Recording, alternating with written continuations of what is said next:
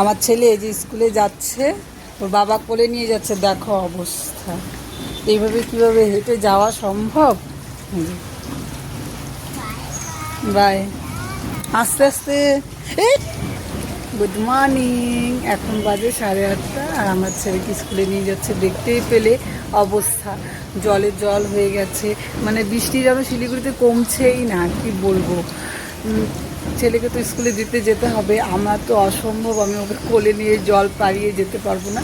তাই ওর বাবাই দিয়ে আসছে, ওর বাবাই দিয়ে আসে সকালবেলাটা, আর আমি গিয়ে নিয়ে আসি। কিন্তু আজকে মনে হচ্ছে না আমি যেতে পারবো, ওর বাবাই নিয়ে আসবে।